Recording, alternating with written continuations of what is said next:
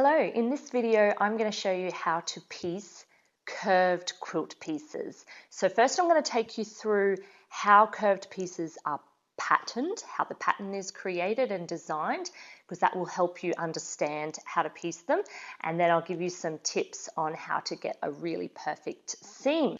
My name is Rachel, welcome to my quilting channel here. I make videos showing you how I make my quilts from like start to finish. So this quilt in front of me is one that I made when I was in our lockdown era. I made it for my daughter, and as you can see, it is all curves. So I had lots of practice. So I do have a lot of experience to share with you today on how to get a perfect seam. So this is the quilt pattern that I am working on today. I'm starting a new quilt. I'm very excited. This one has been designed by Brooke, Shankland, and she sells this on Etsy, so I'll leave the link down below if you would like to purchase this quilt pattern from her.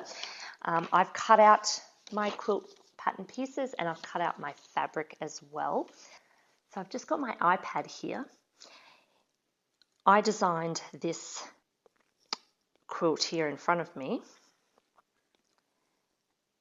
and I just got some cardboard, and well, first I got paper, and you draw the curve that you want, okay?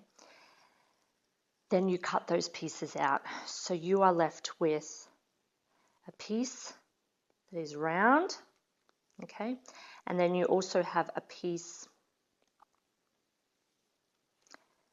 that is round the other way, okay? So this line here and this line here are equal because it's the same line, so it's the same length. You've just cut those pieces apart. And then you add your seam allowance, so 1/4 inch. So you would actually just like this, add seam allowance to that, and then I made these in card. So when you get a pattern, it already has that being done to it. So Brooke, in this case, would have already added seam allowance, and she tells you in the pattern that it's a 1/4 inch seam allowance. So then when you have two pieces that come together like this, so they look like they don't join, but don't be fooled, they do. The 1/4 inch in from this edge will be exactly the same distance as a 1/4 inch in from this edge. So they will be the same length, and therefore they will fit together if you stick with the 1/4 inch seam. So I just wanted to explain that for you first, just so you can sort of get your head around why the 1/4 inch is so important, if that's your seam allowance, and to make you realize that they are the exact same line and length, so they technically will fit together, but there is some tricks to getting it to fit together. So let's do that now. So I have already started making these blocks yesterday, and I'm absolutely loving this pattern, and I'm loving the fabric that I chose. So here are all the blocks I've done, 4 blocks. So that is so exciting. I had a grand old time yesterday doing those. All right, and I've cut out all of these pattern pieces. So I've got dark grey, light grey, a cream or off-white, a light pink, and a dark blue as my like solids. And then I do have also, I have this yellow with little stars, and I have this burnt orange, a rust colour, also with a little flower, and then I have a blue with also little flowers. So that is my fabric choices.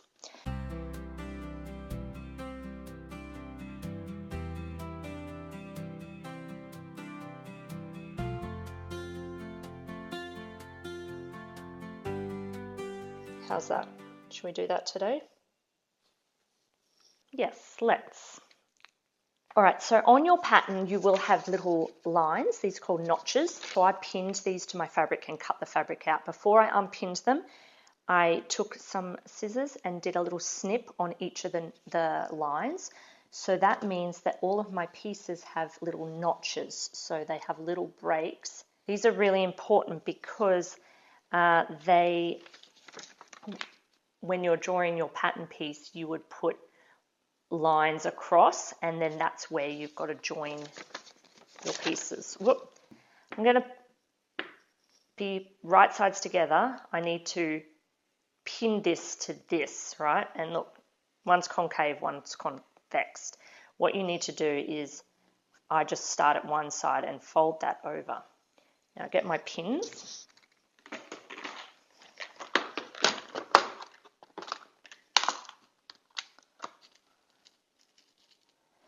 And I'm going to be lining the edge up with the edge because that is a straight line. And I've got my first notch 1/2 inch in. So the notch lines up, so I'm going to be putting a pin in that notch area.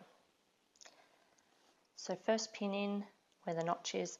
Here's my second notch. I find the second notch on this piece. I put the 2 notches together. Yep. And another pin.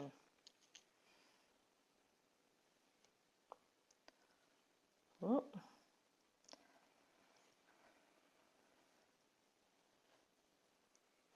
Okay, again, the third notch, lining those up and putting in a pin. These pins are very fine. I love them. I'm not actually sure what brand they are, where they, oh, Clover, but they're very fine Clover pins. So again, notch on notch, notch on notch, notch on notch. And then the last one, and it lines up to the very edge. I've got my last notch there. Okay, so as you can see, oh, I pricked myself. As you can see, the bottom fabric is the curve outwards, and this one that was curved inwards is now sitting like this. I'm just using a grey thread, light grey thread for this whole quilt. And I have put my 1/4 inch foot on this machine. Just take that out. So a 1/4 inch foot has a little metal bar that is exactly 1/4 of an inch away from your needle. So I use this when I'm piecing to make sure that I keep that 1/4 inch, especially for curves. It's super important because as you see, you need to line up those 2 lines that are the true block before seam allowances are added. So I'm actually going to start with a bit of fabric so it has a nice start to life. You know what I mean. I also have used for curves a slightly smaller stitch length than usual. I've been doing 2.4, that's been working. Okay, so make sure my corner is lined up. Now I can start sewing that. This block has a straight bit at the start, so it is straight for a little while. So that you know how to do a straight line. And see, if I can see some of the orange or the yellow poking through, I use my nail to sort of scrape the top fabric across and make sure that's lined up. When you get to a pin, obviously you need to take them out. You can also have your needle in the down position when you stop, just in case any movement. So here, this is where we must maneuver. So if we just let that fall where it wants to, it would fall not in line with this bottom fabric, which is not what you want. The curve will be on the bias of the fabric, and it can be stretched and maneuvered slightly. You want to keep the bottom fabric laying flat, how it naturally lies, but you want to maneuver the top fabric. So again, I just use all my fingers, all my nails. I push and hold, and so I might even hold with 2 nails there, and I let the machine sew that, but I'm keeping my 2 edges of my fabric very closely aligned and in line with that 1/4 inch foot metal bar.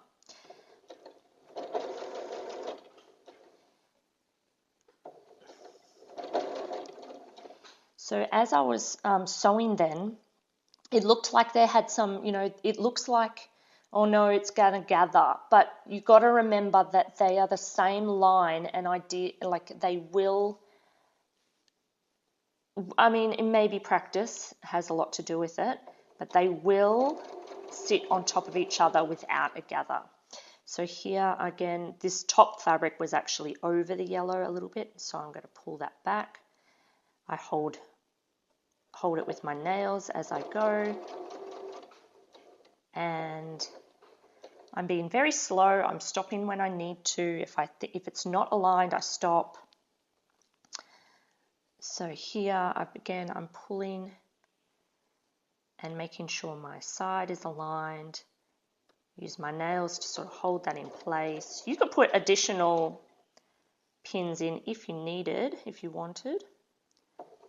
Nice and slow around the bend. I haven't had any gathers yet. I stop, take that pin out.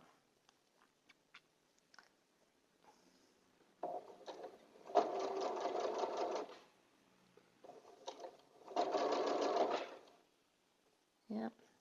So as you can see, I'm stopping. Now, so see if a little gather forms where it's tucked, I just lift the foot, rearrange. It might just need the top, just needs to be pulled out a little bit. I put my foot back down and continue. Get my corners at the end lined up. Okay. So how'd I do? I was 2 millimeters off, and that's a win, guys. That is a win. Okay, because remember, if you're off with your 1/4 inch ever so slightly, then they won't be exact lines anymore. So that's why you really need to just take your time, be careful. And this is a perfect seam. It lies flat now. And there is no puckers and there's no gathers. So let's put on the next one. So this one goes like this. And I'm going to pin it the same way, right sides together and matching those notches.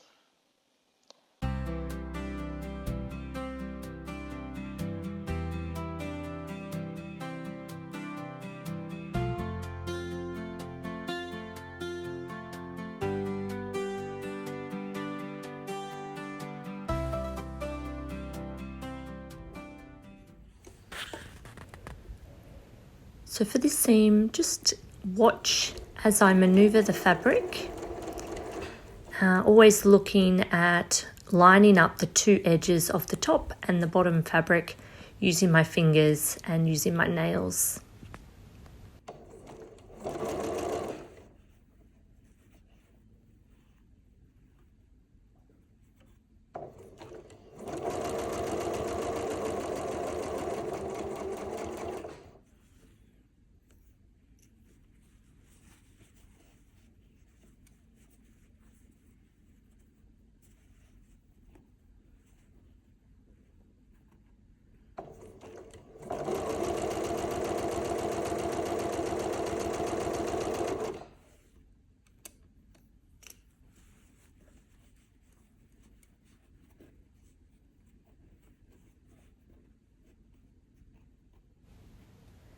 And you can take your time, there is no rush, just carefully go around and make sure you're happy before you start sewing. I'm really excited to say that we now have a community group, an online community group of quilters from all around the world in a private space online where we can chat to each other and share our projects and give each other encouragement. If this sounds like something you would like to join in on, I'll leave the link down below for that community. It's called Rachel's Quilting Circle.